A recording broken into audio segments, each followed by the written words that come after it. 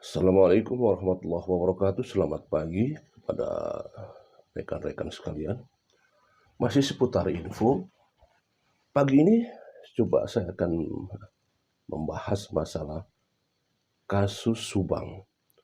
Di mana yang belum tahu bahwa kasus Subang adalah kasus pembunuhan ibu dan anak di Jalan Cagak Subang, di mana ibu dan anak atau kedua korban dimasukkan ke dalam bagasi mobil Alphard. Ini berlangsung yaitu sekitar tanggal 17 atau 18 Agustus 2021, di mana hingga saat ini 2025, udah 5 tahun, masih dalam proses persidangan, di mana sudah ditetapkan 5 tersangka, di mana 2-nya sudah jadi terpidana divonis hakim, dan sisa 3 tersangka, dan 1 dari 3 tersangka tersebut sudah naik P21 jadi terdakwa dan dalam proses persidangan. Dan tinggal 2 tersangka yaitu Ibu Mimin dan Arigi. Kita ketahui bahwa kasus Subang ada permasalahan.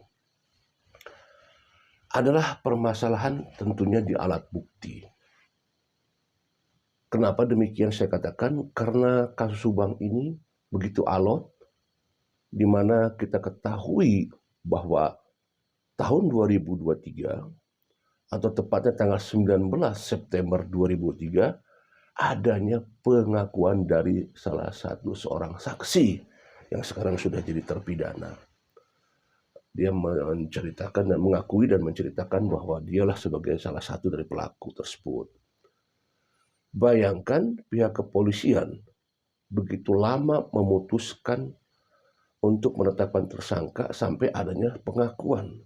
Berarti apa ini masalahnya? Adalah masalah alat bukti. Karena kalau alat bukti sudah jelas dan terang, tidak akan berlama-lama sampai bertahun-tahun, itu jelas. Kasus Subang adalah kejahatan. Di kasus Subang ada 2 kejahatan. Yaitu kalau saya kategorikan kasus Subang, 1 kejahatan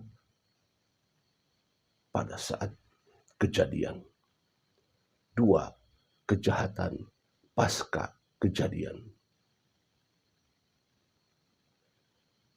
Kalau saya bandingkan antara kejadian pertama, yaitu kejahatan yang pertama, kejahatan pada saat kejadian, dan kejahatan pada saat pasca kejadian, saya mengambil kesimpulan atau dugaan atau analisis saya, kejahatan yang kedua adalah lebih sadis. Kejahatan kedua adalah lebih jahat daripada kejahatan yang pertama. Ini analogi saya. Ini kalau saya katakan ini hanya ungkapan saya saja. Saya mengikuti kejadian Subang ini 5 hari pasca kejadian. Pada saat itu saya berangkat ke Ciater dan langsung menuju ke Jalan Cagak. Kenapa saya katakan demikian? Bahwa tadi saya sampaikan bahwa kejahatan yang kedua pasca kejadian lebih jahat.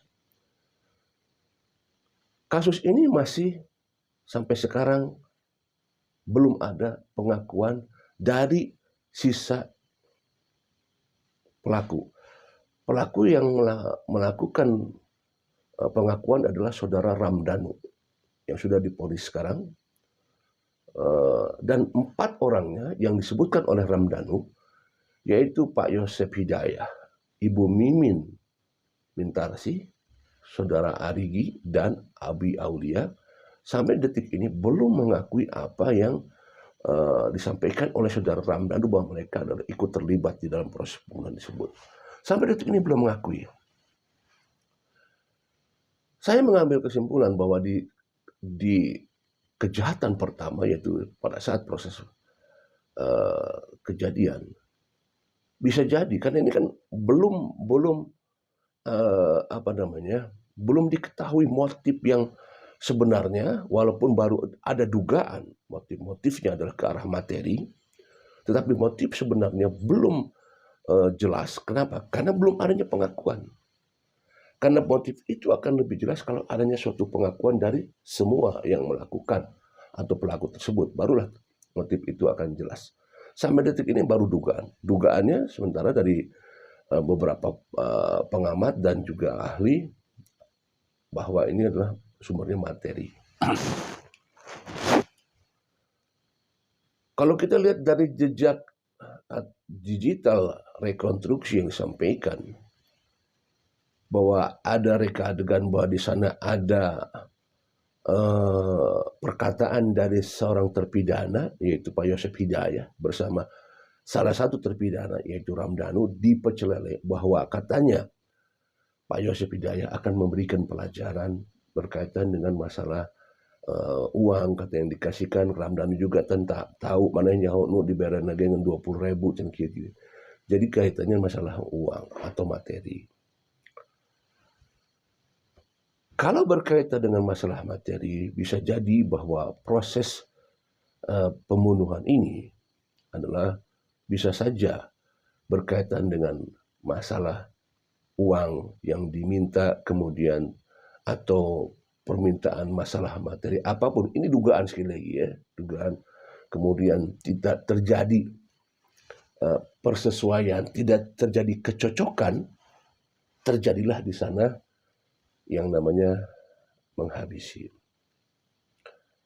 Kenapa saya katakan bahwa kejahatan pertama atau kejahatan kedua, saya katakan tadi bahwa lebih jahat, tapi karena saya punya pemikiran, sekali lagi saya punya pemikiran, walaupun ini sudah ditetapkan 340 perencanaan, tapi saya berpikiran bahwa bisa saja kejadian ini adalah secara tiba-tiba, dalam artian bahwa tidak ada upaya untuk menghabisi, ya, hanya memperingati, tetapi karena situasi di lapangan menjadi emosional, akhirnya tidak tertahankan, ya, akhirnya menghabisi.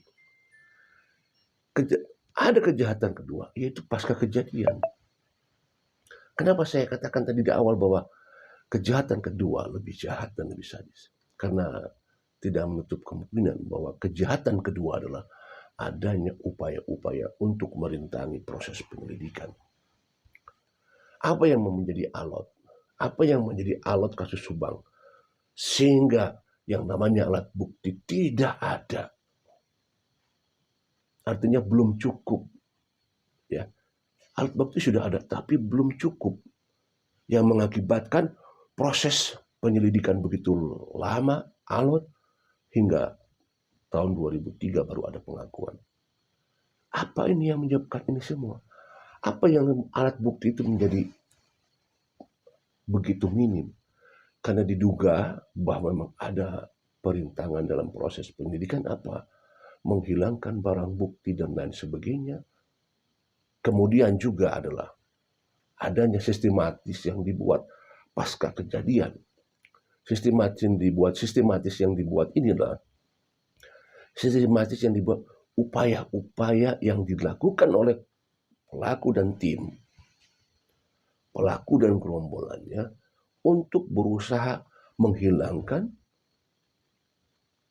barang-barang bukti, jejak dan lain sebagainya, kemudian juga memframing, mengumpulkan orang-orang sehingga menjadi buyar, menjadi buram kasus Subang itu. Upaya-upaya dilakukan oleh yang disebut dengan namanya, barangkali bahasa kerennya adalah obstruction of justice. Upaya perintangan terhadap proses penyelidikan dilakukan bukan hanya oleh anggota yang diduga ada sebagian anggota terlibat, dan juga bukan hanya anggota terlibat, tetapi juga orang-orang sipil yang ikut terlibat dalam proses perintangan. Dan proses perintangan itu begitu masif. Upaya itu terus dilakukan dengan memframing, mengumpulkan sejumlah orang-orang yang berpotensi untuk bisa mengelabui dan memberikan framing informasi sehingga masyarakat yang melihat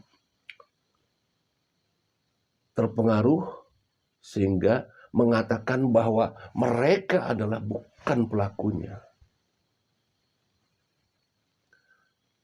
Inilah kejahatan yang lebih sadis, saya katakan. Upaya itu dilakukan oleh mereka sampai detik ini.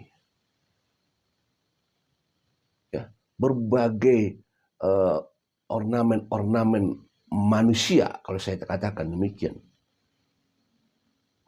dicoba dan mencoba untuk terus mempengaruhi bahwa mereka adalah bukan pelaku.